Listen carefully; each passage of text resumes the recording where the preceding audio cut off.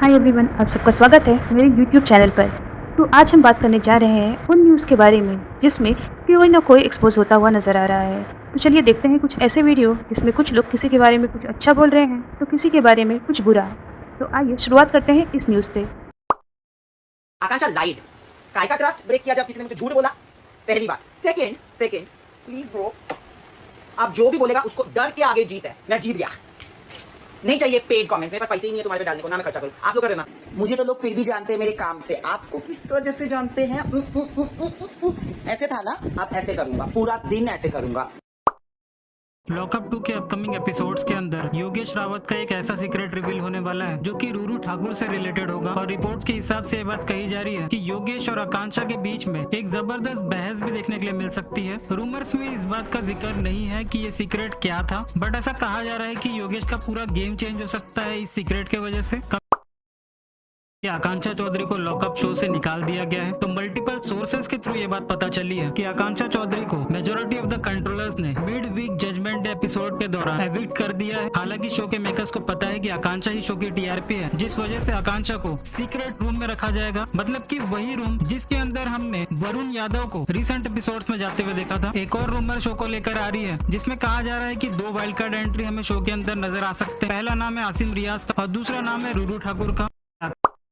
Lockup 2 13 episode के दौरान योगेश रावत और रितेश देशमुख के बीच में टास्क को लेकर एक हीटेड आर्गुमेंट होगी, जहां रितेश देशमुख ने योगेश रावत से कहा कि तू मुझे मत बता और तू मेरे साथ ये नाटक मत कर, क्योंकि योगेश रावत इस बात से डिसअपॉइंटेड थे कि माधुरी ग्रोवर, जो कि योगेश रावत की लॉकअप शो के अंदर कंट्रोलर के तौर पे नजर आ रही है, वो योगेश के वेट को ज्यादा देर तक उठा नहीं पाई और सबसे पहले योगेश और माधुरी टास्क से एलिमिनेट हो गए। हालांकि आगे जब योगेश को अपनी गलती रियलाइज हुई तब योगेश ने रितेश देशमुख से माफी भी मांगी और रितेश ने भी योगेश को माफ कर दिया है। दोस्तों, आकांक्षा चौधरी और सौंदर्या शेट्टी की कंट्रोवर्सी खत्म ही नहीं हो रही है। रिसेंटली सौंदर्या शेट्टी ने अपने इंस्टाग्राम के थ्रू इस बात को क्लेम किया है कि सौंदर्या शेट्टी का जो कमेंट सोशल मीडिया में तेजी से वायरल हो रहा था आकांक्षा को साइड चिक कहने वाला, वो एआई जनरेटेड था। हालांकि वीडियो के अंदर सौंदर्या उस कमेंट से एग्री करते हुए नजर आई कि आकांक्षा वाकई में एक साइड चिक है, ना कि main character. Apparently, there is a very interesting content creator who actually AIs the comment, puts on his Instagram and makes a video out of it, and people have to give their POV. ठीक है, तो एक लड़के ने कुछ मेरा profile से लेके कोई AI से कमेंट जनरेट किया है कि ये क्या मेन कैरेक्टर है, ये तो साइड चिक थी, मेन कैरेक्टर तो रूरू थी, ब्ला ब्ला ब्ला ब्ला ब्ला, जो सच है। ठीक है, अभी फिर से स्प्लिट्सविला शुरू हो गया है इंस्टाग्राम पे। सारे हग्गू के जो भी हग्गूदार है, हग्गू तारा के हग्गू लोग हैं, सारे आके फिर से तू ये है, माँ क्या ही बोलेंगे, तेरे माँ बाप ऐसे है, तू वैसी है, तू ये है वो है। भाई जब मैंने कुछ किया ही नहीं है तब भी ये लोग मेरे पीछे पड़े हुए हैं कि हग्गू जाए, हग्गू ये, हग्गू वो, ये हग्गू। मतलब there's no end for this. I realize there's no end for it. That is most importantly, you're idealizing somebody who is not supposed to be idealized. Like literally, like this face we have seen so long. Like this person was disgusting back then, outside the show, in this show. 100 years from here also, this person is going to be like this badtameez and very, very disgusting. Okay, and it's not just me.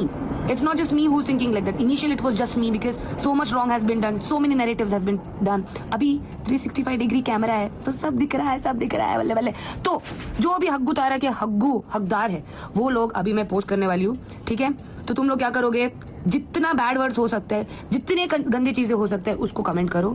ठीक है, और ये जो video है अपने 100 channel और broadcasting और group जो आप लोग बना के जो तुम लोग सुबह से लेके शाम तक इतनी मेहनत करते हो, अपने उंगलियों का इस्तेमाल करके इतना प्यार आप लोग बांटते हो लोगों को, वो सही जगह बांटो। पर्सनल डीएम में नहीं चाहिए, उसमें क्या ही होगा, एंगेजमेंट थोड़ी बढ़ेंगी उसकी वजह से।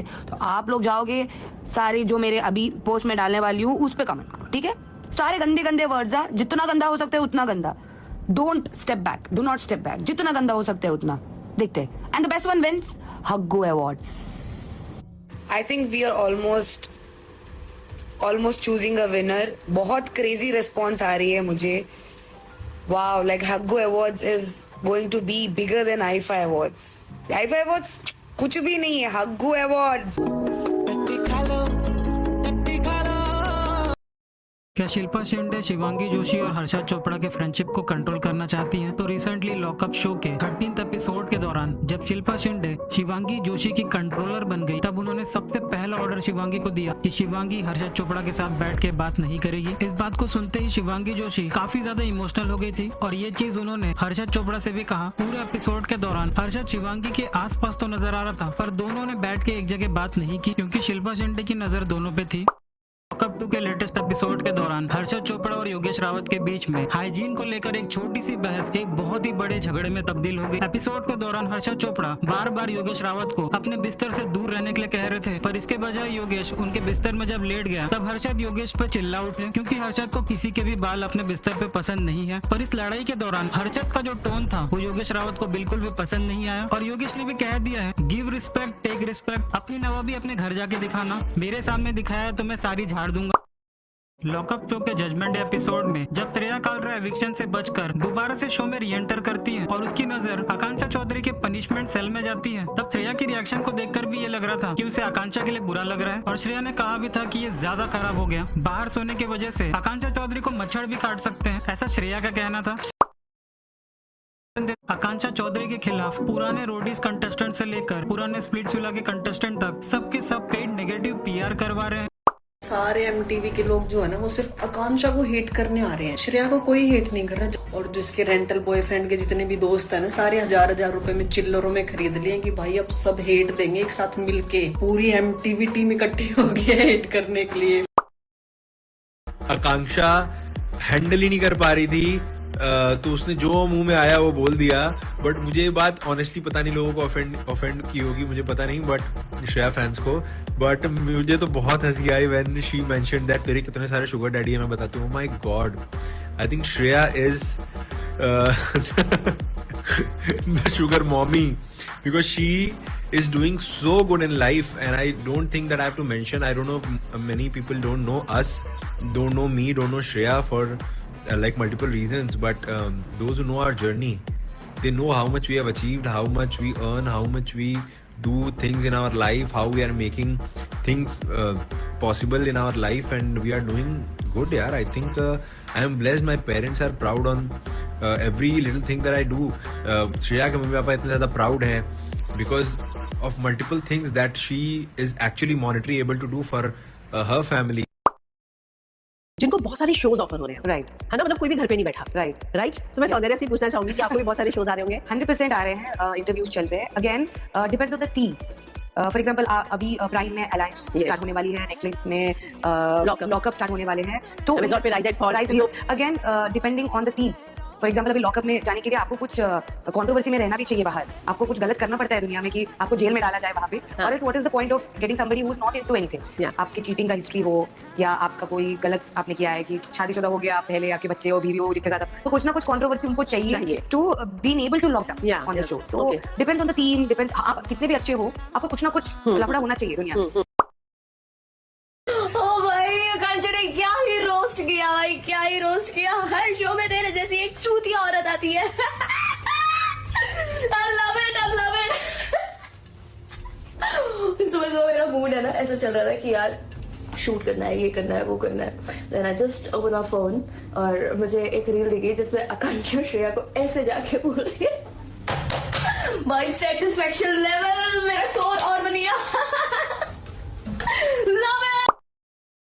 बताना चाहती हूँ कि आकांक्षा की टीम से डिपेंड करके उसे ट्रॉमा था, मुझे ट्रॉमा नहीं था। और आप ही बोल रहे हो उसे ट्रॉमा था, उसे इस चीज का बड़ा ट्रॉमा नहीं होना चाहिए। योगेश ने छोड़ दिया, लेकिन वो उसके साथ टॉकिंग टर्म्स पे आ गई, वो उससे बात करी, इवन वो उसके साथ मिलकर उनको चीट कर दिया। अकॉर्डिंग टू दिस स्क्रिप्ट उनकी, वो योगेश से बात करी, योगेश का नए शो में जा रही है। उसका ट्रॉमा नहीं है, उसको नेशनल टेलीविजन पे उसको डिच कर दिया गया, बल्कि उसको उस चीज का ट्रॉमा है कि वो फाइट जिसमें वो सही दिखाई गई, वो जिसका ट्रॉमा उसको रह गया। और मुझे ट्रॉमा नहीं था, मुझे ट्रॉमा नहीं था मेरी मम्मी का। दिस इज व्हाट आकांक्षा की PR team trying to portray now कि भाई उसको इस चीज का ट्रॉमा है। What you guys are doing? थोड़ा तो मतलब क्या फूक के पोस्ट करते हो क्या यार? ये उतार के नहीं रखी रात की, कौन से नशे कर रहे हो तुम? समझ नहीं आ रहा। ये बोल रहे हैं कि people only focus on reaction, they don't want to know the reason behind it. Exactly my point। जब मेरी बारी आई तो तुमने सारे रिएक्शन को ऐसे PR करवाया था, बिल्कुल ऐसे जाके सब लोग रो रहे थे और कर रहे थे। और जब ये जानने की कोशिश नहीं करी कि मैंने रिएक्ट ऐसे क्यों किया था। और कोई भी ट्रॉमा लाइफ में आपको ये राइट नहीं देता कि आप किसी के माँ बाप को कुछ बोलो। इतना सब कुछ होने के बावजूद भी मैंने कभी किसी के माँ बाप को बीच में नहीं लाया, चाहे कोई ने कुछ भी बोला मुझे कि मैं ऐसी हूँ, मैं वैसी हूँ, मैंने ये बोले, बट मैंने आज तक की डेट में मुझे बता देना मैं कभी किसी के माँ बाप को बीच में लेके आई। इन दिनों अभिषेक मल्हान का एक पुराना वीडियो वायरल हो रहा है। मटेरियल यूज होता है। पर यार मैंने सुना उससे गाड़ी के पार्ट्स खराब हो जाते हैं। अरे ऐसा कुछ भी नहीं है भाई। स्टडीज के हिसाब से 2023 के बाद गाड़ियों में जितने भी पार्ट्स लगते हैं वो इथेनॉल से कंपैटिबल होते हैं और उल्टा एफिशिएंसी बढ़ाता है। लेकिन यार ये तो इंजन ऑयल को खराब कर रहा है ना। अरे बिल्कुल भी नहीं यार, उल्टा ऑयल लाइफ को कोई फर्क नहीं पड़ता। एथेनॉल कंपैटिबल इंजन तो बने ही है एथेनॉल ब्लेंडेड फ्यूल के लिए। कोई नुकसान नहीं है, उल्टा फायदा ही फायदा, एनवायरनमेंट को भी फायदा और किसानों को भी। आपको बता दें कि ये वीडियो तकरीबन 2 साल पुराना है, लेकिन अभिषेक ने जब इस चीज़ का प्रमोशन किया था, क्या तब उसने ये नहीं सोचा था कि ये कितने फायदेमंद है और कितनी नुकसानमंद। ये लोग बस पैसे के भूखे हैं, इन्हें पैसे दे दो तो ये जहर भी प्रमोट कर देंगे। इसलिए किसी भी चीज़ को इसलिए खरीदे क्योंकि आप उसकी पॉजिटिविटी को जानते हैं, ना कि आपका फेवरेट यूट्यूबर उसे प्रमोट कर रहा है। यूट्यूबर्स को भारी रकम दी जाती है ऐसे प्रमोशन करने के लिए, और ये यूट्यूबर्स ये भूल जाते हैं कि ये अपने ही सब्सक्राइबर को ये जहर बेच रहे हैं, वो सब्सक्राइबर जिन्होंने इन्हें एक्चुअल में फेमस बनाया है। आपका क्या कहना है अब इस वीडियो के बारे में, हमें कमेंट सेक्शन में ज़रूर बताएं। और ये वीडियो अगर पसंद आई हो तो वीडियो पर लाइक और इस चैनल को सब्सक्राइब करना ना भूलें।